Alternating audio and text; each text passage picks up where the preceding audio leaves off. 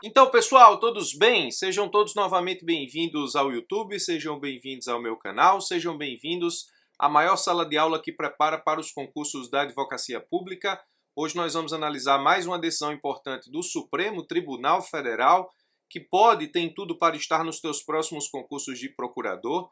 Eu estou falando sobre uma ação direta de inconstitucionalidade, a de número 5.238, que foi veiculada no informativo 1021 do Supremo Tribunal Federal, decisão importante com muito cara de prova, tanto prova objetiva quanto prova subjetiva da advocacia pública, porque trata do exercício da advocacia, não pública, privada, mas trata do exercício da advocacia, e isso pode estar numa prova de segunda fase dos concursos da advocacia pública, justamente como um dos temas que você precisa apresentar enquanto defesa do Estado.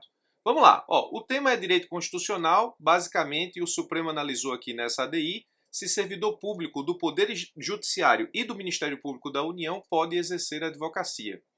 O tema principal é servidor público e exercício da advocacia pública, mas os servidores aqui analisados são especificamente os servidores do Poder Judiciário e os servidores do Ministério Público da União.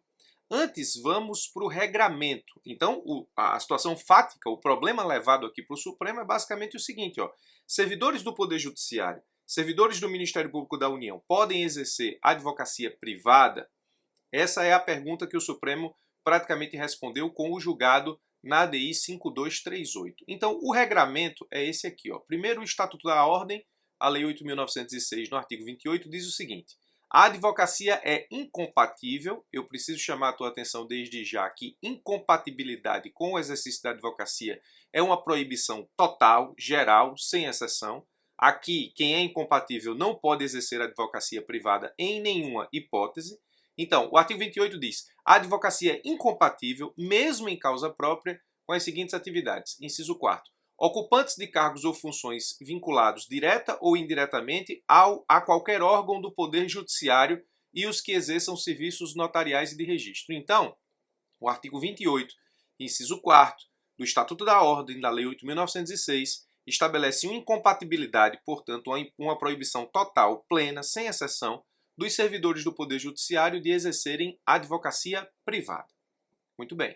O artigo 30 diz: são impedidos de exercer a advocacia. Impedimento no Estatuto da Ordem é uma proibição não total, é uma proibição parcial. Então, impedidos de exercer a advocacia, inciso 1, os servidores da administração direta, indireta e fundacional contra a fazenda pública que os remunere ou a qual seja vinculada a entidade empregadora. Então, você tem que, para os servidores do Judiciário, o Estatuto da Ordem estabelece uma incompatibilidade, proibição total, enquanto que para os demais servidores da administração direta, indireta e fundacional, o Estatuto da Ordem estabelece um impedimento.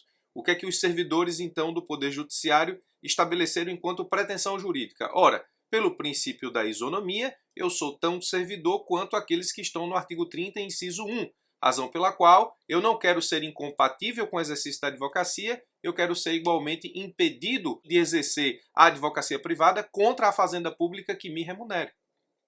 O pleito aqui é um pleito de aplicação isonômica. Os servidores do Poder Judiciário são incompatíveis por lei, os demais servidores são impedidos, os servidores do Poder Judiciário não querem a incompatibilidade, querem o mesmo impedimento do artigo 30, inciso 1. Basicamente, eles querem ver declarada a inconstitucionalidade do artigo 28, inciso 4, para que seja aplicado para eles, servidores do Poder Judiciário, o artigo 30, inciso 1 do Estatuto da Ordem dos Advogados do Brasil. Então, já falei isso aqui, incompatibilidade é proibição total, impedimento é proibição parcial. No que diz respeito aos servidores do MPU, o artigo 21 da Lei 11.415 diz assim, aos servidores efetivos requisitados e sem vínculos do Ministério Público, é vedado o exercício da advocacia e consultoria técnica. Esse artigo 21, ele se equipara ao 28, inciso 4 do Estatuto da Ordem e representa uma incompatibilidade, não um impedimento.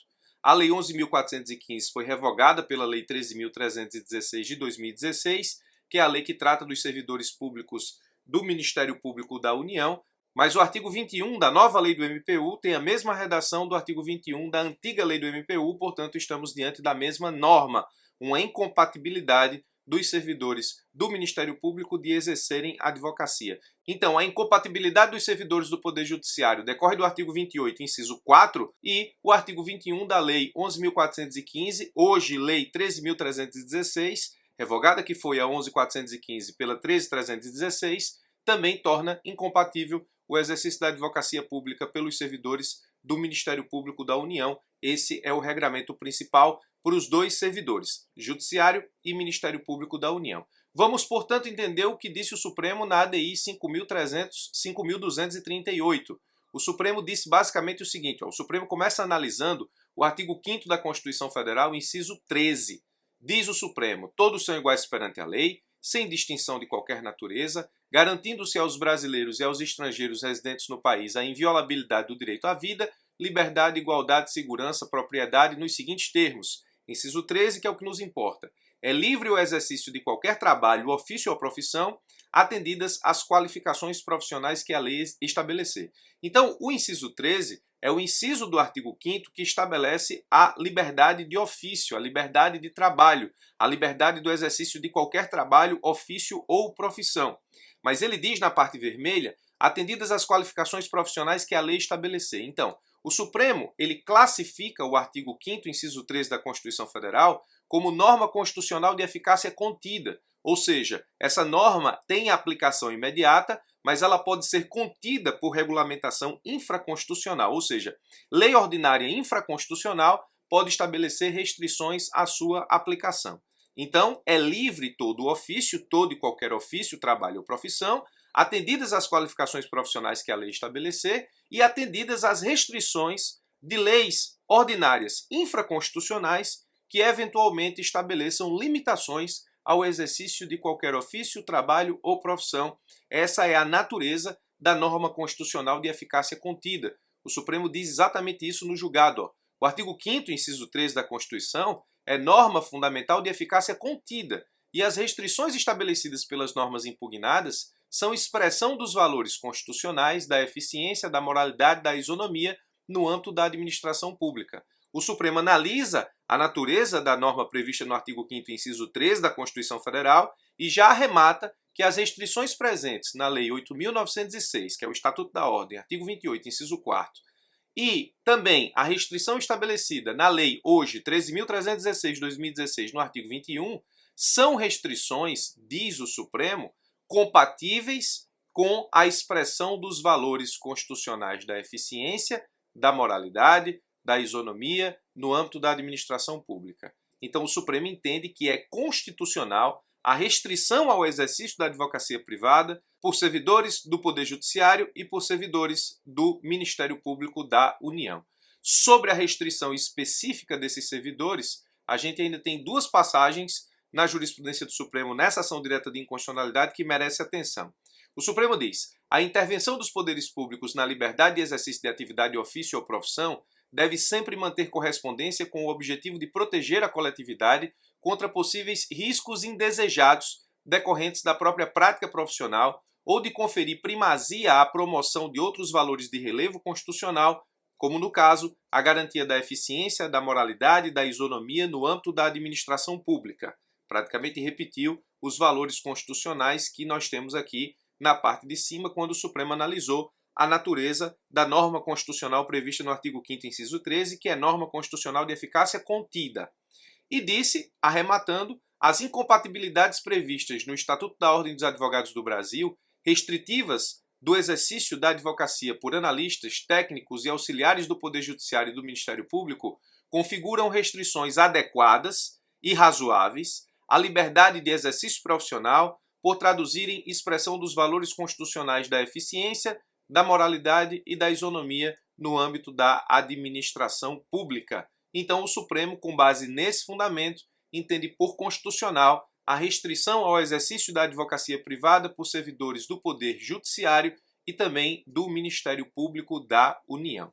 Essa é a decisão do Supremo, muito esperada, muito aguardada por esses servidores, mas que acaba efetivamente por dar fim à discussão sobre a possível aplicação do artigo 30, inciso 1 do Estatuto da Ordem a esses servidores, e não aquilo que está previsto no artigo 28, inciso 4º do Estatuto da Ordem. Na verdade, o 28, inciso 4º, como já disse, é uma incompatibilidade, o 30 é um impedimento. Os servidores queriam afastar a incompatibilidade e ficar com o impedimento. O Supremo disse que a incompatibilidade, portanto, é constitucional, justamente no julgado da ADI 5.238, informativo 1021 do Supremo Tribunal Federal. Decisão importante para os concursos da advocacia pública e dos concursos em geral. Forte abraço, muito obrigado pela sua atenção e até os nossos próximos encontros.